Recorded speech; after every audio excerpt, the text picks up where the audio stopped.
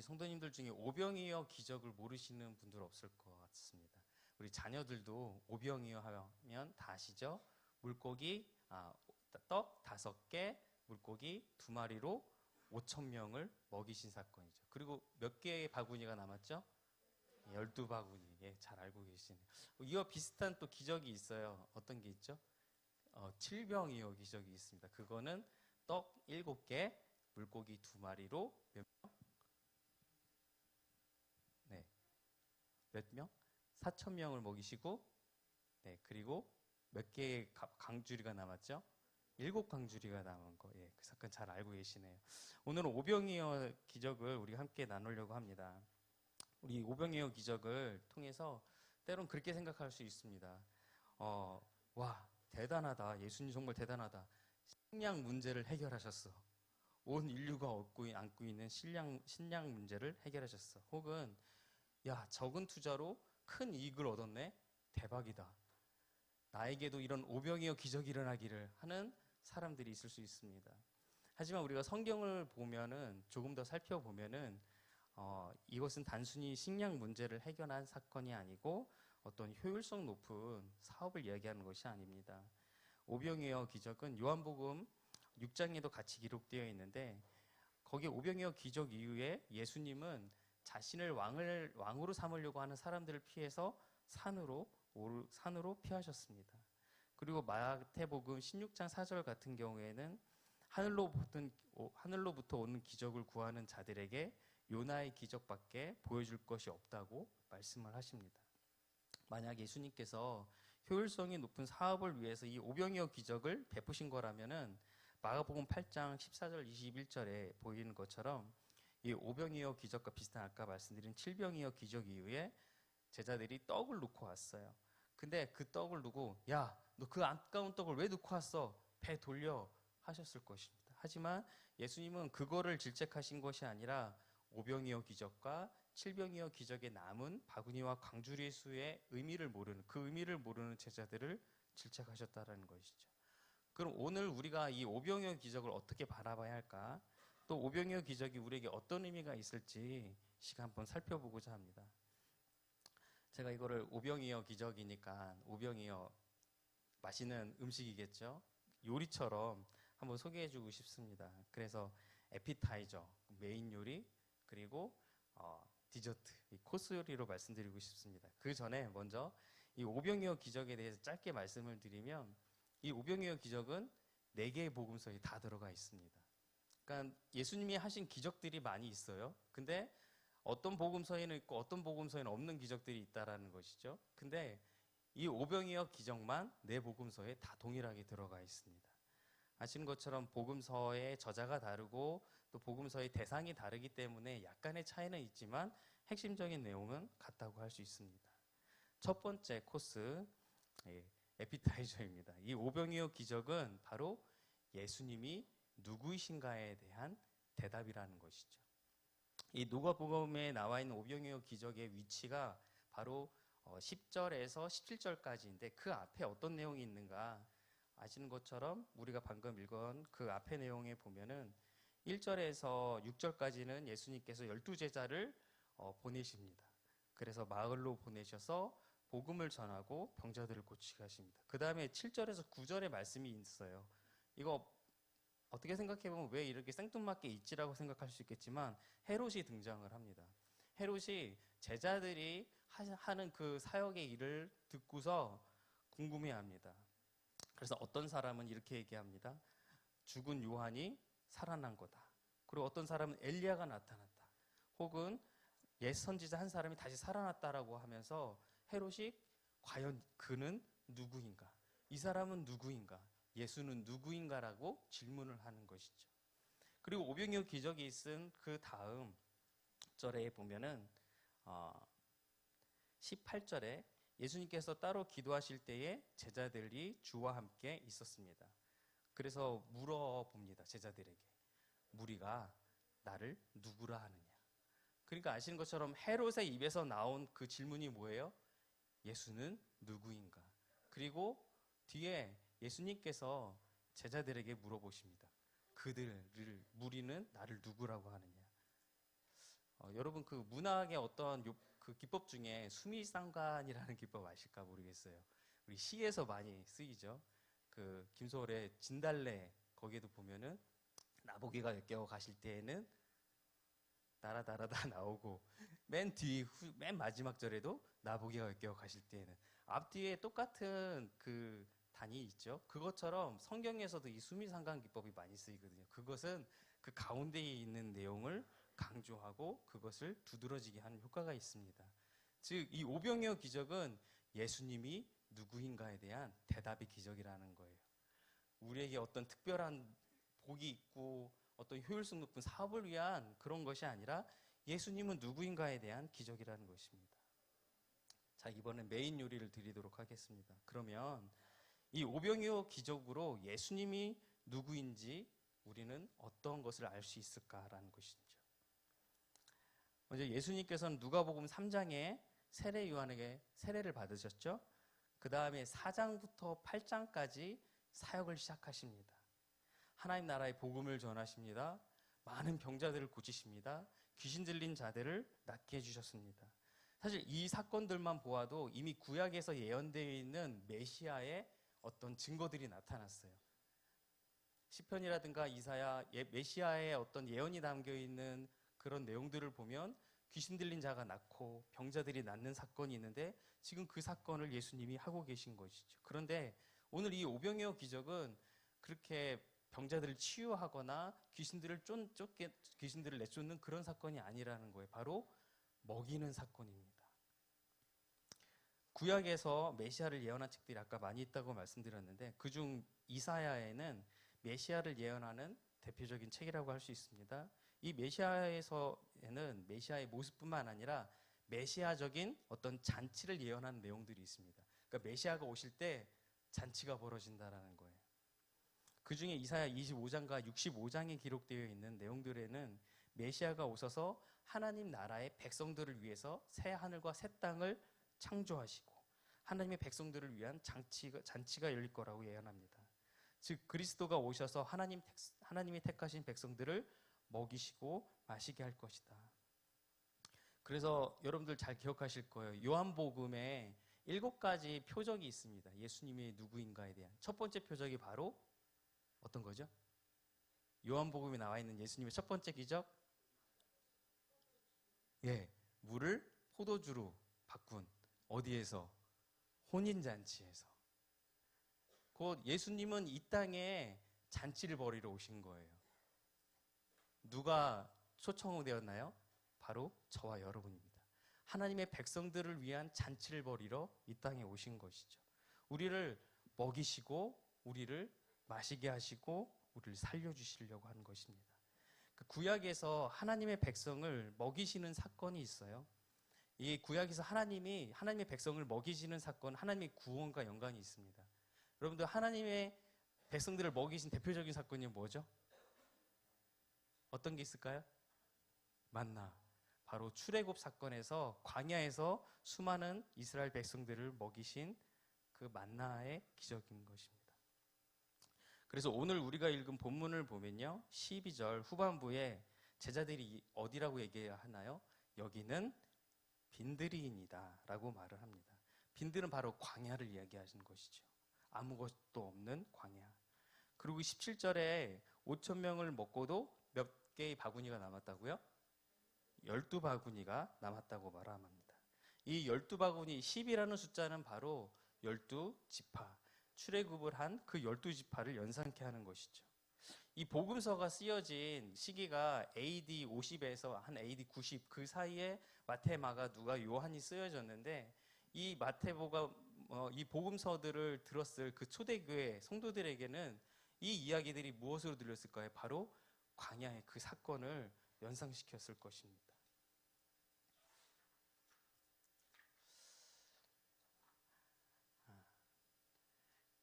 그래서 이 사실을 분명하게 또 설명해 주는 복음서가 있습니다. 바로 요한복음입니다. 우리 요한복음 6장 31절에서 35절 그 현대어 성경으로 기록되어 있는데 한번 같이 읽어보도록 하겠습니다. 31절부터 읽어보겠습니다. 시작. 모세가 하늘에서 양식을 내려 그들을 먹였다는 성경 말씀대로 우리 조상들은 광야에서 만나를 먹었습니다. 내가 분명히 말하지만 하늘에서 양식을 내려 너희에게 준 것은 모세가 아니다. 오직 너희에게 하늘에 참된 양식을 주시는 분은 내 아버지이시다. 하나님의 양식은 하늘에서 내려온 자가 세상에 생명을 주는 바로 그것이다. 주님, 그런 양식을 항상 우리에게 주십시오. 그때 예수님은 그들에게 이렇게 말씀하셨다.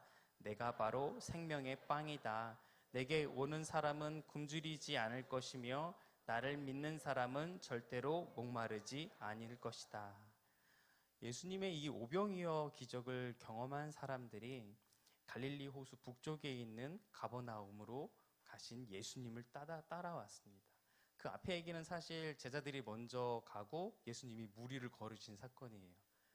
그래서 그 따라오던 사람들이 예수님이 안 보이니까는 배를 타고 찾다가 가버나움까지 온 것이에요. 그때 예수님은 출애굽 광야에서 내리신 그 만나는 모세가 아니라 바로 하나님께서 주신 것이고 내가 바로 하나님이 보내신 그 생명의 양식이라고 말씀하고 있는 것입니다. 현실적인 상황으로 다시 우리의 상황을 돌아보면 먹고 사는 문제 참 중요합니다. 이 당시에도 먹고 사는 문제가 중요했을 것입니다. 우리나라도 보면 그 가족을 다른 말로 뭐라고 부르죠? 식구. 식구가 먹을 식에 입구자잖아요. 함께 한솥밥을 먹는 사람들을 식구라고 부릅니다. 그리고 옛 어른들은 인사가 늘 밥은 먹고 다니냐? 밥 먹었어? 그게 인사였습니다. 저는 경험하지 못했지만 보릿고개 또 어떤 우리가 50년, 60년대 그때 가난을 경험했던 어른들은 그 시기에 먹는 문제가 가장 중요했던 것이죠. 이 당시에 사실은 예수님께서 사역했던 지역이 갈릴리라는 지역이에요. 갈릴리라는 지역은 예루살렘이 있고 그 위에 가나안이 있고 그 위에 지역이 갈릴리 지역이거든요. 근데 이 지역은 로마하고 좀 가까운 편이죠. 그래서 로마의 또 외부적인 다른 나라에 침략도 많았고 수탈도 많았습니다. 이 시기에 이 갈릴리의 어촌이 있었어요. 거기에서 바로 예수님께서 제자들을 부르셨잖아요. 근데 이 어촌에 사는 사람들은 물고기로 생계를 유지했습니다. 근데 그 당시 로마는 이 어촌의 사람들에게 물고기를 샀어요. 싼 값에, 강압적으로. 그렇기 때문에 이들은 물고기를 잡아도 남는 게 없었습니다. 늘 가난했습니다. 늘 배고팠습니다. 배고픔과 가난, 질병과 고통으로 희망이 없는 그들에게 예수님은 구원자 같았을 거예요. 자신의 삶의 문제를 해결해 줄 분으로 생각하기에 충분했습니다. 그리고 자신들을 수탈하는 로마로부터 자신들을 해방시켜 줄 분으로 생각했을 것입니다. 그래서 갈릴리 사람들은 예수님을 새로운 왕, 정치적 메시아로 생각하고 예수님을 따랐던 것이죠. 그래서 요한복음 15장에 6장 15절에 보면은 예수님께서 아까 말씀드린 것처럼 예수님을 왕으로 억지로 붙들어서 왕으로 삼으려는 줄 알고 예수님은 그들을 피해서 산으로 떠나신 것입니다. 어쩌면 오늘을 사는 우리도 마찬가지일 것입니다.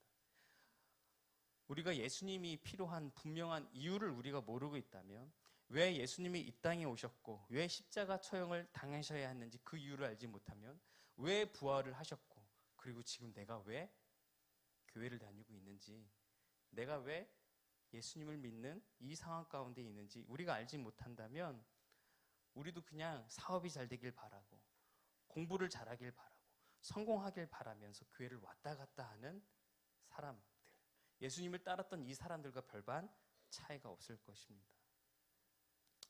본문인 누가복음으로 돌아와서요. 예수님은 이 절박한 저들에게 내가 메시아야, 그러니까 날 믿어, 당장 이렇게 자신을 드러내지 않으셨습니다. 오히려 제자들에게 자신이 그리스도이라는 것을 말하지 말라고 경고하셨습니다. 그 이유는 그들이 예수님을 정치적 메시아로 오해했기 때문인 것이죠. 하지만 그렇다고 예수님이 그들의 배고픔을 외면하지 않으셨어요. 야, 먹고 사는 게 중요한 게 아니야. 나를 믿어. 내가 중요해. 라고 하지 않으셨어요. 바로 그들에게 있는, 제자들에게 있는 오병이어의 그것을 가지고서 감사 기도를 드리고 5,000명이 먹을 수 있는 양으로 바꿔주신 것입니다. 예수님의 이 감사 기도는 어떤 내용인지 기록되어 있지 않습니다. 그래서 한번 제가 상상을 해봤습니다. 아마 이렇게 기도하지 않으셨을까? 나를 이곳에 보내신 아버지의 뜻은 나로 생명의 떡이 되어 그리고 마르지 않는 생명수가 되어 저들을 살리시는 것이군요. 주님, 나를 보내주셔서 감사합니다. 굶주린 저들을 먹여주셔서 그리고 나를 사용해 주셔서. 마지막 세 번째입니다. 디저트죠. 이 기적은 사실 제자들에게 보여주시기 위한 기적이라는 것이에요. 오병이어 기적이 있기 전에 전 과정들을 보면요, 사실 예수님은 혼자 일하지 않으셨습니다. 그 옆에 항상 늘 제자들을 데리고 다니셨어요. 8장부터 보면은 8장 1절에 예수님은 각 성과 마을에 두루 다니시며 하나님의 나라를 선포하시고 그 복음을 전하십니다. 그 다음에 바로 12제자가 함께 하였고라고 기록되어 있어요. 그리고 8장 19절에는 예수님의 어머니와 동생이 예수님을 찾아왔어요. 그래서 누군가가 예수님, 가족들이 왔습니다라고 부르는데 예수님이 뭐라고 말씀하십니까? 내 어머니와 내 동생들은 곧 하나님의 말씀을 듣고 행하는 이 사람들이라고 말씀하십니다. 제자들을 식구로, 가족으로 여기셨습니다. 마침내 9장에서 12제자들이 마을을 두루 다니며 복음을 전하고 돌아왔을 때 누가복음 저자는 제자들을 사도라고 부르고 있습니다. 사도는 어디에서 제자들을 부르는 명칭인가요? 사도행전에서 부르는 명칭입니다. 그 제자들을 사도라고 부르고 있어요. 사도라는 것은 보냄을 받은 자라는 의미입니다. 이제 제자들이 무리의 숙식을 걱정합니다. 그래서 예수님께 말합니다. 예수님, 이 사람들이 너무나 많아요. 이제 빈들이고 날이 저물고 있습니다. 이들을 보내서 고을로 가서 먹을 것을 먹게 하고 해야 되지 않을까요? 말씀드립니다. 그러자 예수님은 13절에 너희가 먹을 것을 주라고 말씀하십니다. 그때 제자들은 자신들의 처지, 자신들로서는 불가능하다고 예수님께 말합니다. 그러자 예수님은 제자들에게 50명씩 앉게 하라 말씀합니다. 제자들은 순종합니다. 예수님은 그 오병이어 가지고 축사를 하십니다. 그때 직접 나눠주지 않으셨어요? 제자들에게 주셨습니다. 바로 예수님은 오병이어 기적을 홀로 역사하신 것이 아니라 제자들과 함께 하셨어요. 예수님은 제자들을 동참시키셨습니다. 제자들의 입장에서 한번 봐볼게요. 빈들이고 날이 저물고 있는 상황입니다. 모인 사람이 5,000명이 넘는 것 같아요. 그들을 먹이고 재워야 하는 상황이 염려가 됩니다. 그래서 예수님께 보고했어요. 근데 예수님이 너희가 줘. 5,000명인데 어떻게 5,000명을 내가 먹여요? 주님, 저희에겐 한 사람이 먹을 만한 양식인 떡 5개와 물고기 2마리밖에 없어요. 저희는 할 수 없어요 라고 말할 것입니다. 짧게 한번 계산해 볼까요? 5,000명을 먹이려면 어떻게 해야 될까요? 5,000명을 먹이시려고 하면은 지금도 어렵습니다. 만약에 5,000원짜리 한솥 도시락을 나눠준다 하더라도 얼마가 드나요? 계산 빠르시잖아요. 동계산은 빠르시던데 얼마야? 2,500만 원. 당장 2,500만 원이 필요한 거예요. 근데 그렇게 돈이 있다 하더라도 어떻게 한 번에 그걸 할 수 있습니까? 불가능하다라는 것이죠. 제가 불가능하다고 얘기했는데 꼭 다른 방법으로 김밥이 있잖아요. 삼각김밥이 있잖아요. 아니, 그걸 얘기하지 마시고 이 5,000이라는 숫자는 다른 의미도 있지만 여기서는 불가능한 숫자를 얘기합니다. 우리의 힘으로 불가능한 숫자예요. 우리의 능력으로 할 수 없습니다. 내 능력, 내 재력으로 안 되라는 거예요. 내 능력으로 할 수 없다라는 거. 인간의 능력으로 할 수 없는 불가능한 숫자입니다. 제자들은 이 숫자 앞에서 작아졌습니다. 인간이 할 수 없는 이 숫자 앞에서 제자들은 할 수 없다고 예수님께 말씀드렸습니다. 그래서 예수님이 그거를 바꿔주셨죠. 그런데 제자들이 이 일을 사도행전에서 경험을 합니다.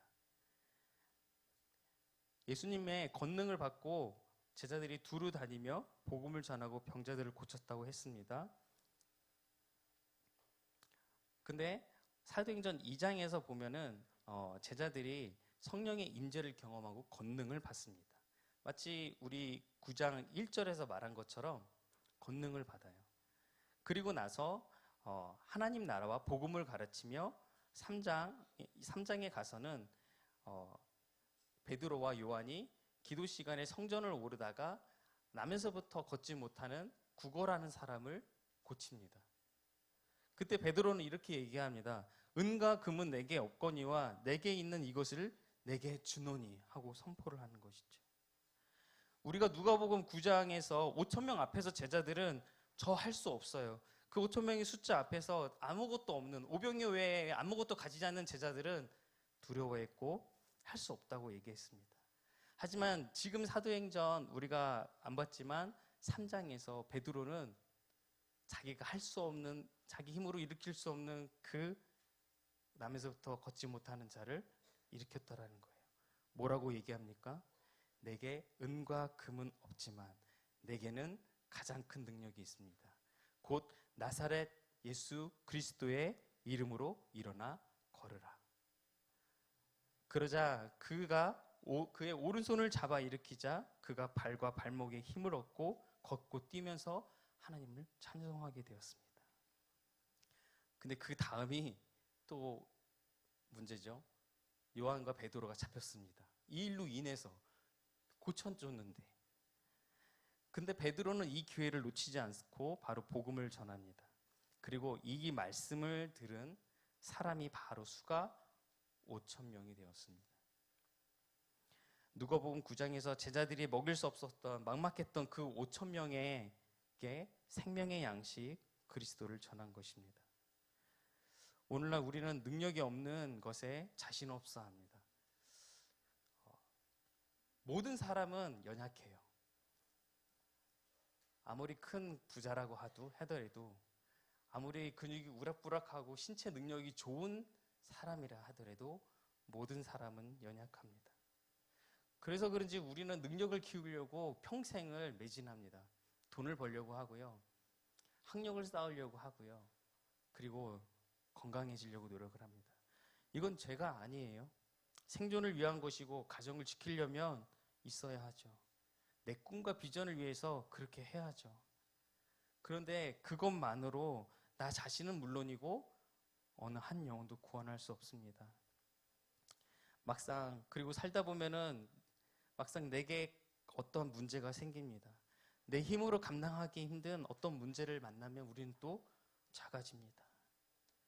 그 전에 경험했던 주님의 권능은 잊어버립니다. 왜 그런 걸까요? 사도행전 2장에 나타난 성령의 권능을 우리가 못 받아서일까요?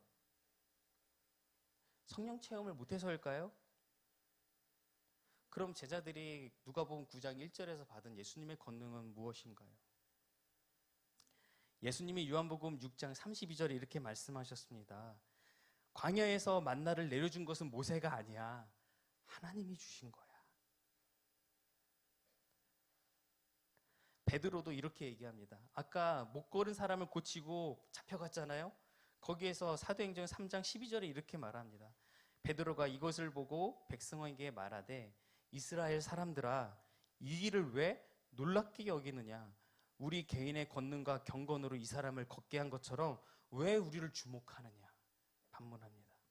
16절에 그 이름을 믿음으로 그 이름이 너희가 보고 아는 이 사람을 성하게 하였나니 예수로 말미암아 난 믿음이 너희 모든 사람 앞에서 이같이 완전히 낫게 하였느니라.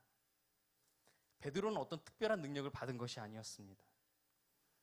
그가 소유한 것은 예수 그리스도였으며 바로 생명의 양식인 주님이었습니다. 예수님을 믿었던 것입니다. 그리고 자신에게 있는 그 예수 그리스도를 전했을 때 그 복음을 들은 5,000명이 믿게 된 것이죠. 저와 여러분들, 성도님들 앞에 5,000명을 먹여야 하는, 혹은 남에서부터 걷지 못한 사람을 일으켜야 하는 내 힘으로 할 수 없는 어떤 문제들이 있습니까? 인생 전반에 걸쳐서 해결되지 않는 나의 죄의 문제가 있으십니까? 우리에게 예수 그리스도를 믿고 주님을 신뢰하며 그 말씀을 따르려는 믿음이 있다면 그 문제 반드시 해결될 것입니다. 이미 하나님께서 해결해 주셨을 것입니다. 그러나 주님의 관심은 나의 배고픔과 나의 이 문제가 아니라는 거예요. 주님의 관심은 5천 명도 아니고 그 나면서부터 걷지 못한 사람이 아니라는 거예요. 내가 걱정하고 있는 내 염려가 아니라는 거예요. 주님의 관심은 바로 나입니다.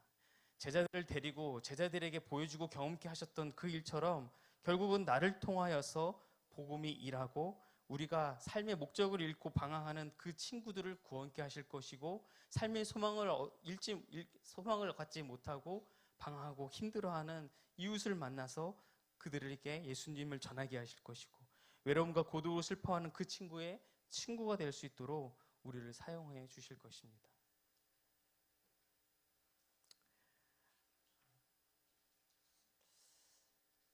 예수님이 이스라엘을